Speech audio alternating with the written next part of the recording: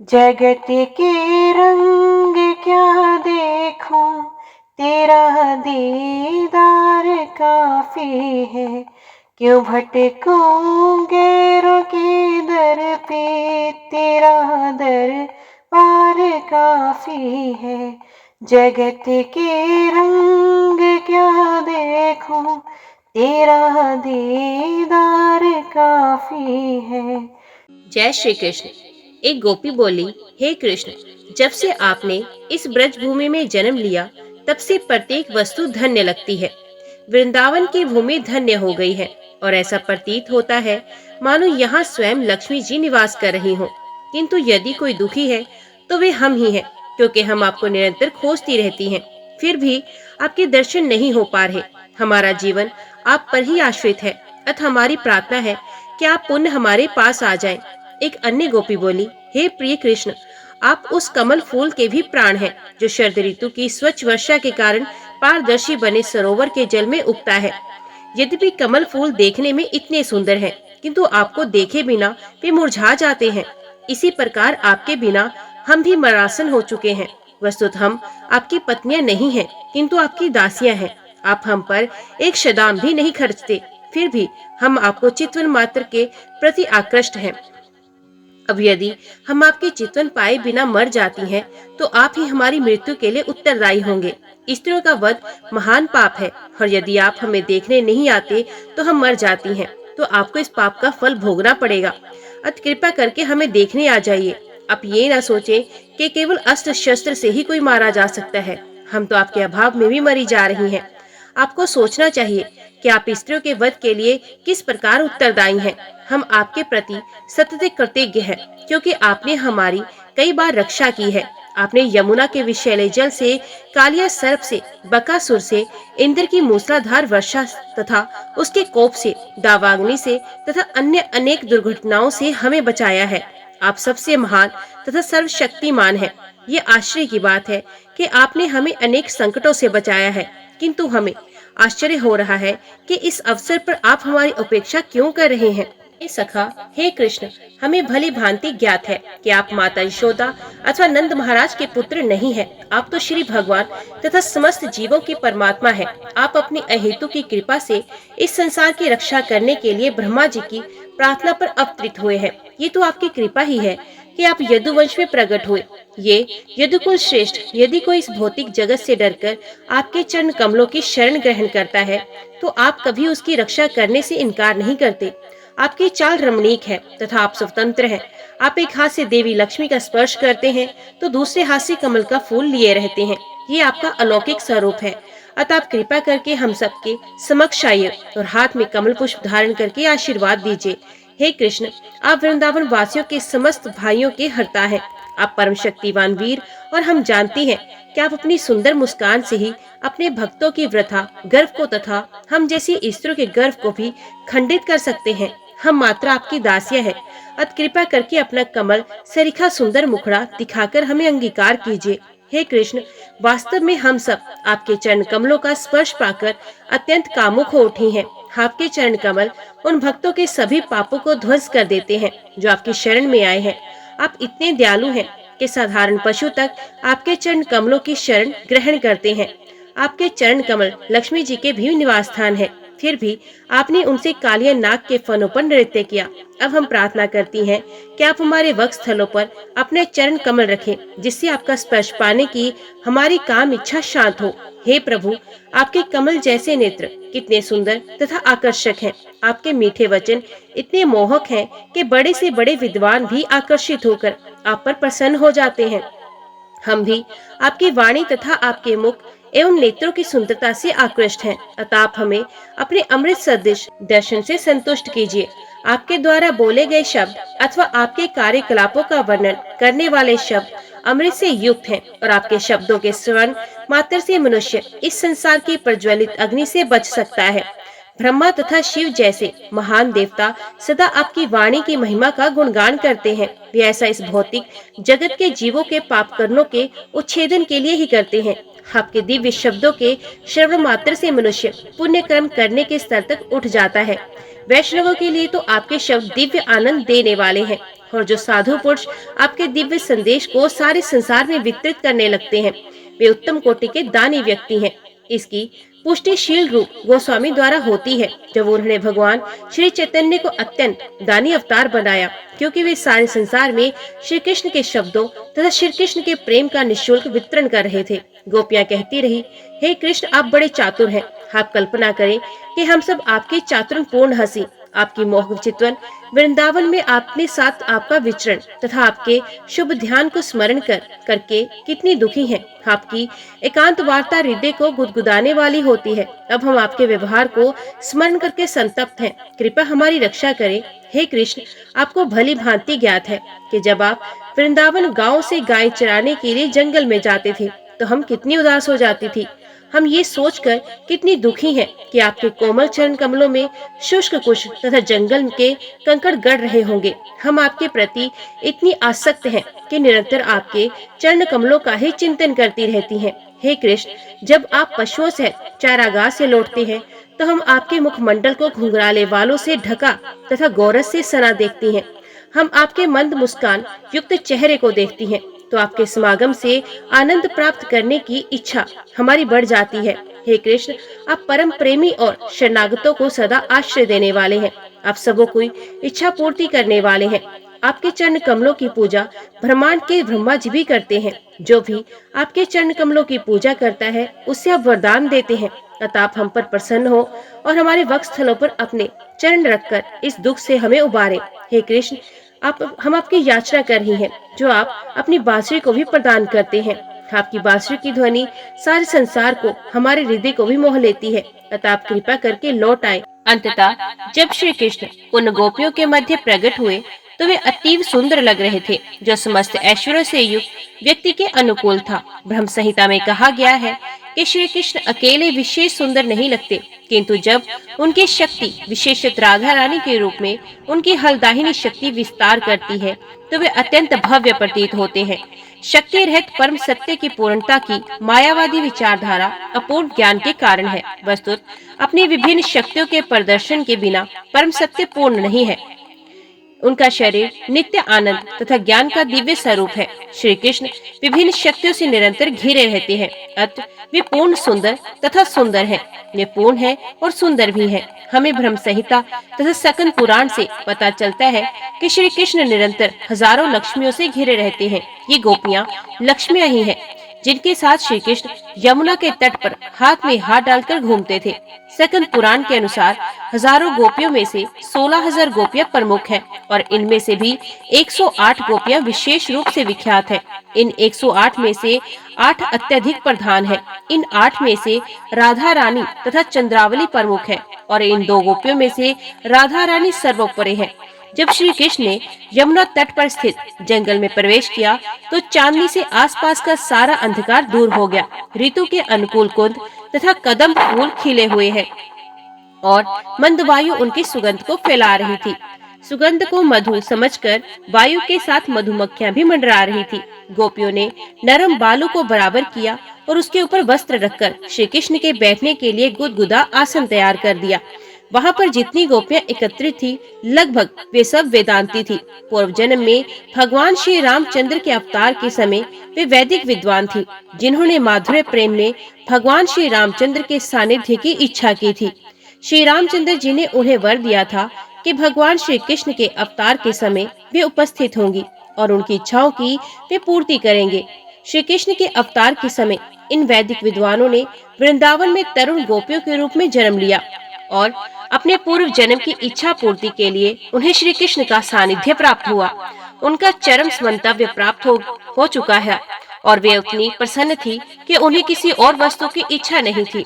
इसकी पुष्टि श्रीमद् भागवत गीता में हुई है। यदि किसी को श्री भगवान प्राप्त हो जाते हैं तो फिर उसे किसी प्रकार की इच्छा नहीं होती। जब गोपियों को श्री कृष्ण की संगति प्राप्त हो गई तो उनके सारे दुख तो दूर हो ही गए, साथ ही श्री कृष्ण के अभाव में जितना विलाप था उससे भी मुक्ति मिल गई। उन्हें लगा कि उन्हें किसी प्रकार की इच्छा नहीं। श्री कृष्ण की संगति से परम तुष्ट होकर उन्होंने भूमि पर अपने वस्त्र फैला दिए। ये वस्त्र रेशमी थे और उनके वक्षस्थलों पर लेपित लाल कुकुम से सने थे। उन्होंने बड़ी सावधानी से श्री कृष्ण के लिए आसन बिछाया। श्री कृष्ण तो उनके जीवन धन थे, अतः उन्होंने उनके लिए अत्यंत सुखदायक आसन बनाया। गोपियों के बीच इस आसन पर बैठे श्री कृष्ण और अधिक सुंदर लगने लगे। यद्यपि शिव, ब्रह्मा, यहाँ तक कि शेष तथा अन्य बड़े बड़े योगी अपने अंतकरण में श्री कृष्ण का ध्यान करते हैं, किंतु यहाँ पर गोपियाँ साक्षात श्री कृष्ण को अपने समक्ष अपने वस्त्रों पर आसीन देख रही थी। गोपी समाज में श्री कृष्ण अत्यंत सुंदर लग रहे थे। गोपियाँ तीनों लोगों की सर्वाधिक सुंदर रमणियां थीं और वे श्री कृष्ण के चारों ओर समवेत थी। श्री कृष्ण प्रत्येक गोपी के पास बैठे थे। यहाँ ये प्रश्न किया जा सकता है कि ऐसा उन्होंने कैसे किया। इस श्लोक में इस महत्वपूर्ण शब्द का अर्थ है ईश्वर। जैसा कि श्रीमद् भागवत कथा में कहा गया है कि ईश्वर जन जन के हृदय में स्थित परमात्मा का सूचक है। श्री कृष्ण ने भी गोपियों की इस मंडली में परमात्मा रूप में अपनी इस विस्तार शक्ति का प्रदर्शन किया। श्री कृष्ण प्रत्येक गोपी के निकट आसीन थे, किंतु दूसरी गोपियों में अलक्षित थे। श्री कृष्ण गोपियों पर इतने दयालु थे कि उनके हृदय में विराजमान होकर योग ध्यान में अवगम्य होने के बजाय वे गोपियों के निकट आसीन हो गए। अपने आप को बाहर आसीन करके उन्होंने गोपियों पर विशेष कृपा की, क्योंकि वे सारी सृष्टि की चुनी हुई सुंदरियां थीं। अपने प्राण प्यारे को पाकर गोपियां अपनी भौहें मटकाकर उन्हें प्रसन्न करने लगी और अपना क्रोध छिपाकर हंसने लगी। कुछ गोपियां उनके चरण कमलों को अपनी गोद में लेकर सहलाने लगी और हंस हंस अपना गौण क्रोध इस प्रकार प्रकट करने लगी। हे कृष्ण, हम वृंदावन की सामान्य स्त्रियां हैं और वैदिक ज्ञान के विषय में अधिक नहीं जानती। क्या सही है क्या गलत, अतः हम आपसे प्रश्न कर रही हैं और आप परम विद्वान हैं, अतः आप सही सही उत्तर दे सकते हैं। हम देखती हैं कि प्रेमी पुरुषों की 3 श्रेणियां हैं। एक श्रेणी तो केवल प्रेम ग्रहण करती है, दूसरी अनुकूल होकर प्रतिदान करती है, भले ही प्रेम का विपरीत हो, और तीसरी ना तो अनुकूल होती है ना ही प्रतिकूल। अतः आप इन तीनों में से किसे पसंद करते हैं या किसे प्रमाणिक मानते हैं? प्रत्युत्तर में श्री कृष्ण ने कहा, सखियों, जो लोग प्रेम व्यापार में केवल प्रतिदान करना जानते हैं वे व्यापारी तुल्य हैं। वे उतना ही देना जानते हैं जितना उन्हें प्राप्त होता है। अतः यहाँ पर प्रेम का प्रश्न ही नहीं उठता। ये तो मात्र स्वार्थपूर्ण अथवा सिर्फ केंद्रित व्यापार है। भले ही किसी में रंच भर भी प्रेम ना हो, वे इन व्यापारियों से श्रेष्ठ है। दूसरी श्रेणी के लोग पहली श्रेणी से श्रेष्ठ हैं, जो दूसरे पक्ष से विरोध पाने पर भी प्रेम करते हैं। जब माता पिता अपनी संतानों को उनकी उपेक्षा के बावजूद प्रेम करते हैं तो वे एकनिष्ठ प्रेम है। तीसरी श्रेणी के लोग ना तो प्रतिदान करते हैं न उपेक्षा। इनकी 2 श्रेणियां हैं। एक आत्मतुष्ट रहती है, जिसे किसी के प्रेम की आवश्यकता नहीं। ये लोग आत्मा राम कहलाते हैं, अर्थात वे श्री भगवान के विचारों में ही लीन रहते हैं। अतः उन्हें इसकी परवाह नहीं रहती कि कोई उन्हें प्रेम करता है अथवा नहीं। किंतु दूसरी उपश्रेणी कृतघ्नों की है। ये लोग अपने गुरुजनों के प्रति विद्रोह करते हैं। उदाहरणार्थ, एक पुत्र अपने प्रिय माता पिता से सारी वस्तुएं प्राप्त करके भी कृतघ्न होकर प्रतिदान नहीं करता। इस श्रेणी के लोग सामान्यतः गुरुद्रोह कहलाते हैं, जिसका अर्थ ये है कि वे अपने माता पिता अथवा गुरु की कृपा प्राप्त करके भी उनकी उपेक्षा करते हैं। इस प्रकार श्री कृष्ण ने गोपियों के उन प्रश्नों का भी उत्तर दे दिया जो अप्रत्यक्ष रूप से उन्होंने संबंधित थे कि उन्होंने गोपियों के व्यवहार को ठीक से नहीं समझा।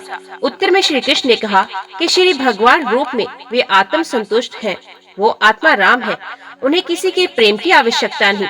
किंतु साथ ही उन्होंने ये भी कहा कि वे कृतघ्न नहीं है। श्री कृष्ण ने आगे कहा, सखियों, कदाचित मेरे शब्दों तथा कार्यों से तुम्हें पीड़ा पहुंची होगी, किंतु तुम्हें ज्ञात हो कि कभी कभी मैं अपने प्रति भक्तों द्वारा किए गए कार्यों का प्रत्युत्तर नहीं देता। मेरे भक्त मुझ पर अत्यधिक आसक्त है, किंतु कभी कभी मैं ठीक से उनके भावों का प्रत्युत्तर नहीं देता, जिससे मेरे प्रति उनका प्रेम और बढ़े। यदि मैं सरलता से उपलब्ध हो जाऊं, तो वे सोच सकते हैं कि श्री कृष्ण इतने सर्वसुलभ हैं। अतः मैं कभी कभी प्रत्युत्तर नहीं देता।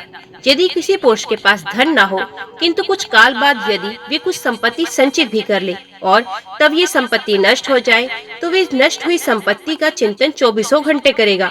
इसी प्रकार अपने भक्तों के प्रेम को बढ़ाने के उद्देश्य से कभी कभी मैं उनसे ओझल हुआ करता हूँ और वे मुझे भुलाने के बजाय मेरे प्रति अपने प्रेमानुभूति बढ़ी हुई अनुभव करते हैं। प्रिय सखियों, तुम कभी ये मत सोचना कि मैं तुम्हारे साथ सामान्य भक्तों जैसा व्यवहार करता हूँ। मैं ही जानता हूँ कि तुम क्या हो। तुमने सारी सामाजिक तथा धार्मिक मर्यादाओं को त्याग दिया है तुमने माता पिता से अपने सारे संबंध तोड़ लिए हैं। तुम सामाजिक बंधनों तथा धार्मिक मर्यादा की परवाह ना करके मेरे पास आई और मुझसे प्रेम किया। अतः मैं तुम लोगों का अत्यंत कृतज्ञ हूँ। इसलिए मैं तुम्हें सामान्य भक्तों के रूप में नहीं मानता। तुम ये मत सोचो कि मैं तुमसे दूर था, मैं तुम्हारे ही पास था। मैं तो यही देख रहा था कि मेरी अनुपस्थिति में तुम मेरे लिए कितनी चिंतित हो। अतः कृपया करके मुझ में दोष न निकालो, क्योंकि तुम लोग मुझे इतना प्रिय मानती हो। अतः यदि मैंने कोई त्रुटि की हो तो मुझे क्षमा कर दो। मैं तुम्हारे अविरत प्रेम से ऋणी नहीं हो सकता, चाहे मेरे जीवन अवधि स्वर्ग के देवताओं जितनी ही क्यों ना हो। तुम्हारे ऋण से ऋण होना या तुम्हारे प्रेम के प्रति कृतज्ञता प्रकट कर पाना असंभव है। तुम लोग अपने पुण्य कार्यों से संतुष्ट हो। तुम लोगों ने मेरे प्रति आदर्श अनुराग का प्रदर्शन किया है और पारिवारिक संबंधों से उत्पन्न सारी कठिनाइयों को पार किया है। कृपया अपने उच्च आदर्श चरित्र से प्रसन्न हो, क्योंकि तुम्हारे ऋण को चुका पाना मेरे लिए संभव नहीं। वृंदावन के भक्तों द्वारा प्रकट ये आदर्श भक्ति भाव भक्ति का विशुद्धतम रूप है। प्रमाणिक शास्त्रों का आदेश है कि भक्तों को अहेतुक तथा अप्रतिहत होना चाहिए। इसका अर्थ ये हुआ कि कृष्ण भक्ति को किसी राजनीतिक या धार्मिक मर्यादा से नहीं आंका जा सकता। भक्ति सदा दिव्य होती है।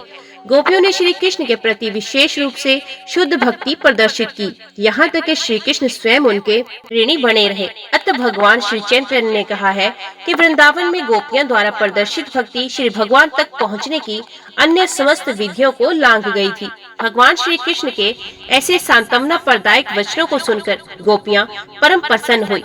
गोपियाँ श्री भगवान के वचनों को सुनकर ही नहीं, अपितु उनके हाथों तथा पाँव का स्पर्श करके भी परम वियोग के दुख से मुक्त हो गई। तत्पश्चात श्री भगवान ने रास नृत्य प्रारंभ किया। जब कोई अनेक लड़कियों के बीच में नाचता है तो उसे रास नृत्य कहते हैं। अतः श्री कृष्ण ने तीनों लोगों की परम सुंदरी तथा भाग्यशालिनी लड़कियों के मध्य में नाचना प्रारंभ किया। श्री कृष्ण के प्रति आसक्त रहने वाली वृंदावन की गोपियाँ श्री कृष्ण के साथ हाथ में हाथ मिलाकर नाचने लगी। श्री कृष्ण के रास नृत्य की तुलना किसी संसारी नृत्य से कभी नहीं की जा सकती। रास नृत्य नितांत आध्यात्मिक क्रिया है। इस तथ्य की स्थापना के लिए परम योगी श्री कृष्ण ने अपने आप को अनेक रूपों में विस्तारित किया और वे प्रत्येक गोपी के पास खड़े हो गए। अपने दोनों ओर खड़ी गोपियों के कंधों पर अपने हाथ रखकर श्री कृष्ण नाचने लगे। गोपियों को श्री कृष्ण के यौगिक विस्तार नहीं दिख पाए, क्योंकि वे प्रत्येक के साथ अकेले अकेले प्रकट हुए।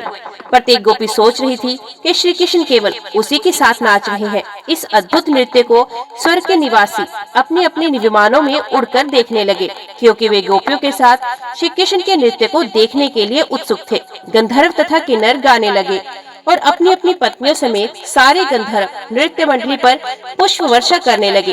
गोपियों तथा श्री कृष्ण के नाचने से उनके नुपुरों, आभूषणों तथा कंगनों से रुनझुन की मधुर संगीत रूपी आवाज उत्पन्न हो रही थी। श्री कृष्ण ऐसे प्रतीत हो रहे थे मानो रतन जड़ित स्वर्ण हार के मध्य कोई नीलमणि सुशोभित हो। श्री कृष्ण तथा गोपियों के नृत्य के समय उनके अद्वितीय शारीरिक अंग दिखाई पड़ रहे थे। उनके पाँव की गति, उनका एक दूसरे पर हाथ रखना, उनकी बाहों की मटकन, उनकी मुस्कान, गोपियों की रोजों, वस्त्रों, कुंडलों, कपोलों तथा फूलों से गूंधे केशों की गतियाँ, जब वे नाच गा रहे थे तो सबों को मिलकर ऐसा लग रहा था मानो बादल गर्जना, हिमपात तथा बिजली हो। श्री कृष्ण के शरीर के अंग बादलों के समूह के समान लग रहे थे। गोपियों की गीत गर्जना के समान, गोपियों की सुंदरता आकाश में बिजली की तरह और उनके मुखों पर उभरी पसीने की बूंदें हिमपात जैसी लग रही थी। इस प्रकार गोपियां तथा श्री कृष्ण पूर्ण रूप से नृत्य में लगे रहे। श्री कृष्ण के समागम में अधिक आनंद प्राप्त करने की इच्छा से गोपियों की गिरवाएं लालिमा से युक्त हो गई।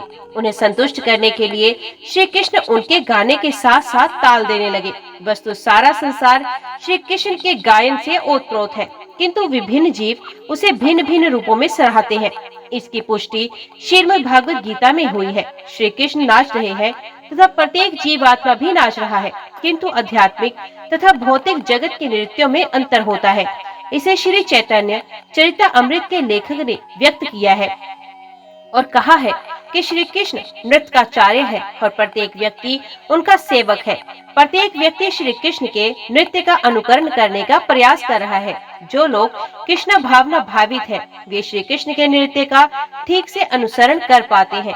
वे स्वतंत्र रूप से नाचने का प्रयत्न नहीं करते, किंतु जो भौतिक संसार में है, वे श्री भगवान के रूप में नाचते हुए श्री कृष्ण का अनुकरण करने का प्रयास करते हैं। सारे जीव श्री कृष्ण की माया के निर्देश से नाच रहे हैं और ये सोचते हैं कि वे श्री कृष्ण के तुल्य हैं, किंतु ये सही नहीं है। कृष्ण भावना अमृत में ये भ्रम नहीं होता, क्योंकि कृष्ण भावना भावित व्यक्ति जानता है कि श्री कृष्ण परम स्वामी है और हर व्यक्ति उनका दास है। मनुष्य को श्री कृष्ण का अनुकरण करने या श्री भगवान के तुल्य बनने के लिए नहीं, अपितु श्री कृष्ण को प्रसन्न करने के लिए नाचना होता है। गोपियाँ श्री कृष्ण को प्रसन्न करना चाहती थी, अतः ज्यों ही श्री कृष्ण गाने लगे तो सारी गोपियाँ दोहराकर उन्हें प्रोत्साहित करती हुई बोली, बहुत अच्छा, बहुत अच्छा। कभी कभी वे श्री कृष्ण की प्रसन्नता के लिए स्वयं गाती और श्री कृष्ण उनकी प्रशंसा करते। जब कुछ गोपियाँ नाचने तथा अपने शरीर को थिरकाने से थक गई, तो उन्होंने अपनी बाहें श्री कृष्ण के कंधों पर रख दी। तब उनके केश पाश शिथिल हो गए और फूल जमीन पर गिर पड़े। जब उन्होंने अपनी बाहों को श्री कृष्ण के कंधों पर रखा, तो वे उनके शरीर की सुगंध से, जो कमल से, अन्य सुगंधित पुष्पों से तथा चंदन लेप से निकल रही थी, अभिभूत हो गई। वे उनके आकर्षण से फूल उठी। बहुत देर तक नाचने तथा गाने से गोपियाँ थक गई। श्री कृष्ण उनके पास ही नाच रहे थे। अपनी थकान मिटाने के लिए गोपियों ने उनका हाथ लेकर अपने उन्नत उरोसों पर रख लिया। श्री कृष्ण का हाथ तथा गोपियों के उरोस शाश्वत रूप में से शुभ है, अतः जब दोनों मिल गए तो वे आध्यात्मिक रूप से बहुत ऊपर उठ गए। गोपियों ने लक्ष्मीपति श्री कृष्ण के साथ इतना आनंद लूटा कि ये भूल गई कि संसार में उनके कोई अन्य पति भी हैं और श्री कृष्ण के साथ नाचने गाने तथा उनकी भुजाओं द्वारा अलंकित होकर वे सर्वस्व भूल गई। श्रीमद् भागवत में श्री कृष्ण के साथ रास नृत्य करती गोपियों के सौंदर्य का वर्णन इस प्रकार मिलता है कि उनके दोनों कानों के ऊपर कमल के फूल थे और उनके मुख चंदन लेप से सुसज्जित थे। वे तिलक लगाए थी और उनके सीमित मुखों पर पसीने की बूंदें थी। उनके कंगनों से और पैरों से नुपुरों की ध्वनि आ रही थी। उनके केश के फूल श्री कृष्ण के चरणों कमल पर गिर रहे थे। वे अत्यंत संतुष्ट थे। जैसा कि ब्रह्म संहिता में कहा गया है, ये समस्त गोपियां श्री कृष्ण की हलदाहिनी शक्ति की विस्तार है। अपने हाथों से उनका स्पर्श करते तथा उनकी मोहक आंखों को देखते हुए श्री कृष्ण गोपियों के साथ वैसा ही आनंद लूट रहे थे, जिस तरह एक बालक शीशे में अपने शरीर का प्रतिबिंब देखकर खेलने का आनंद पाता है। जब श्री कृष्ण गोपियों के शरीर के विभिन्न अंगों का स्पर्श करते, तो गोपी आध्यात्मिक शक्ति से परिपूर्ण हो उठती। वे चाहकर भी अपने वस्त्रों को संभाल न पाती। उनके केश तथा वस्त्र बिखर गए और उनके आभूषण ढीले पड़ गए, क्योंकि श्री कृष्ण के संग के कारण वे अपने आप को भूल गई। जब श्री कृष्ण रास नृत्य में गोपियों के संग का आनंद ले रहे थे, तो देवता तथा उनकी पत्नियां अत्यंत विस्मित होकर आकाश में एकत्रित होने लगे। चंद्रमा भी एक प्रकार से काम मोहित होकर नृत्य देखने लगा और आश्चर्य से चकित रह गया। गोपियों ने देवी कात्यायनी से प्रार्थना की थी कि उन्हें श्री कृष्ण पति रूप में चाहिए। अब श्री कृष्ण स्वयं को गोपियों की संख्या के अनुरूप विस्तारित करके तथा पति रूप में उनका भोग करके उनकी उस इच्छा की पूर्ति कर रहे थे। सुखदेव गोस्वामी ने कहा है कि श्री कृष्ण आत्मनिर्भर है, अर्थात वे आत्मा राम है। उन्हें अपनी तुष्टि के लिए किसी की भी आवश्यकता नहीं रहती। क्योंकि गोपियों ने उन्हें पति रूप में चाहा था, इसलिए वे उनकी इच्छा पूर्ति कर रहे थे। जब श्री कृष्ण ने देखा कि गोपियां उनके साथ नाचने के कारण थक गई हैं, तो वे तुरंत अपने हाथ उनके मुखों पर फेरने लगे, जिससे उनकी थकान दूर हो जाए। श्री कृष्ण के इस सौजन्य का बदला चुकाने के लिए वे प्रेम पूर्वक उनकी ओर देखने लगी। वे श्री कृष्ण के शुभ कर स्पर्श से अति प्रसन्न थी। हंसी से युक्त उनके कपोल सुंदरता से चमक उठे। वे परमा आनंदित होकर श्री कृष्ण का यशोगान करने लगी। शुद्ध भक्तों के रूप में गोपियों ने कृष्ण संग का जितना सुख भोगा, उतनी ही अधिक वे उनकी महिमा से परिचित होती गई और इस प्रकार उन्होंने उनका बदला चुकाया। वे श्री कृष्ण की दिव्य लीलाओं का यशोगान करके उन्हें प्रसन्न करना चाहती थी। श्री कृष्ण श्री भगवान है, स्वामियों के भी स्वामी हैं और गोपियां अपने ऊपर असामान्य कृपा प्रदर्शन करने के लिए उनकी पूजा करना चाह रही थी। रास नृत्य की थकान मिटाने के लिए गोपियां तथा श्री कृष्ण यमुना के जल में प्रविष्ट हुए। श्री कृष्ण के शरीर का आलिंगन करने से गोपियों के गले में किक मुदनी पुष्प की मालाएं खंड खंड हो गई थी। और उनके वक्षस्थलों पर लेपित कुमकुम से रगड़कर वे पुष्प लाल लाल हो गए थे। भोरे इन फूलों से मधु प्राप्त करने के लिए मंडरा रहे थे। श्री कृष्ण गोपिकाओं के साथ यमुना जल में उसी प्रकार प्रविष्ट हुए जिस प्रकार हाथी अपनी अनेक संगनी हथनियों के साथ जल के पूरे ताल में प्रवेश करता है। जल में क्रीड़ा करते और एक दूसरे के संग का आनंद लूटते तथा रास नृत्य के श्रम को दूर करते हुए गोपियों तथा श्री कृष्ण दोनों ही अपने अपने वास्तविक स्वरूप को भूल गए। गोपियां श्री कृष्ण के शरीर पर पानी उलीचने लगी और लगातार हंसती रही। श्री कृष्ण इसका सुख लूट रहे थे। तब जब श्री कृष्ण इस तरह की हंसी तथा जल उलीचे जाने से हर्षित हो रहे थे तो देवता उन पर स्वर्ग से पुष्पों की वर्षा कर रहे थे। इस तरह देवताओं ने परम भोक्ता श्री कृष्ण के अद्वितीय रास नृत्य की तथा यमुना जल में गोपियों के साथ उनकी लीला की प्रशंसा की। तत्पश्चात भगवान श्री कृष्ण तथा गोपियां जल से बाहर आए और यमुना तट पर टहलने लगे, जहाँ पर उत्तम मन पवन बह रहा था और अपने साथ जल तथा थल में उगे विविध पुष्पों की सुगंध लिए था। यमुना तट पर घूमते हुए श्री कृष्ण ने विविध प्रकार की कविताएं सुनी। इस प्रकार शरद की शीतल चांदनी में श्री कृष्ण ने गोपियों के संग आनंद लूटा।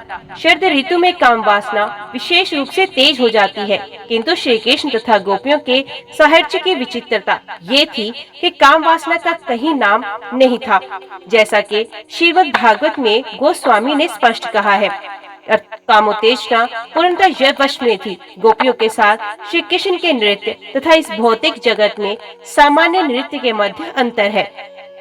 रास नृत्य तथा श्री कृष्ण और गोपियों के कार्यकलापों के विषय में और आगे की भ्रांतियों को स्पष्ट करने के लिए श्रीमद् भागवत के श्रोता महाराज परीक्षित ने शील सुखदेव गोस्वामी से कहा, श्री कृष्ण का आविर्भाव इस धरा पर धर्म की स्थापना तथा अधर्म की प्रमुखता को दमन करने के लिए हुआ था, किंतु श्री कृष्ण तथा गोपियों के आचरण से भौतिक जगत में अधर्म को प्रोत्साहन मिल सकता है। मुझे यही आश्चर्य हो रहा है कि अर्धरात्रि में अन्यों की पत्नियों के साथ ऐसा सुख भोग करने का कार्य करते रहे। महाराज परीक्षित के इस कथन को सुखदेव गोस्वामी ने अत्यधिक सराहा।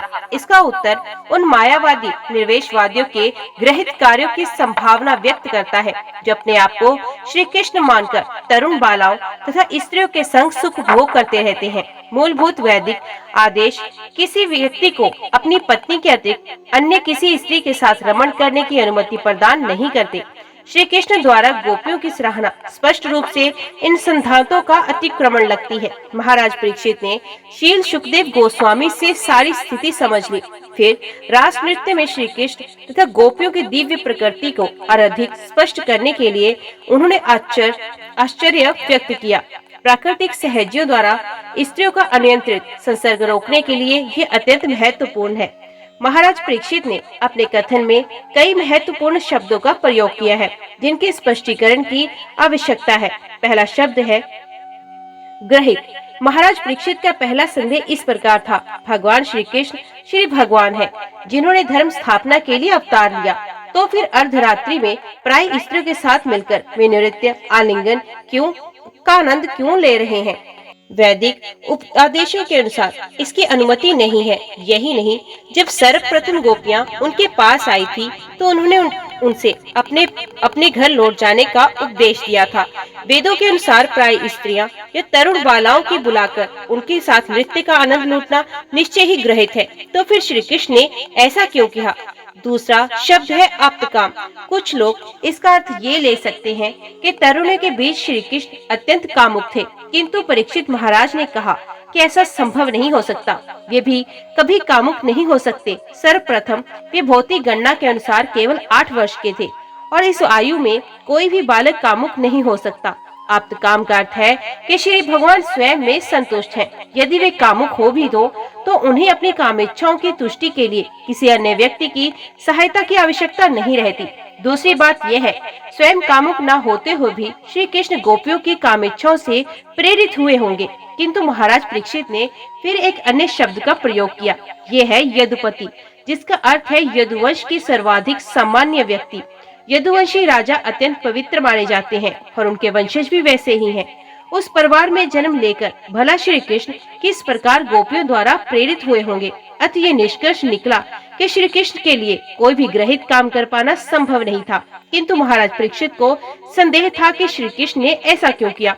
उनका वास्तविक प्रयोजन क्या था। सुखदेव गोस्वामी को संबोधित करते हुए महाराज परीक्षित ने जिस अन्य शब्द का प्रयोग किया वो है सुवर्त, जिसका अर्थ है पुण्य कर्म करने का व्रत लेना। शील सुखदेव गोस्वामी एक शिक्षित ब्रह्मचारी थे, अतः विषय योग में उनका रत होना संभव नहीं था।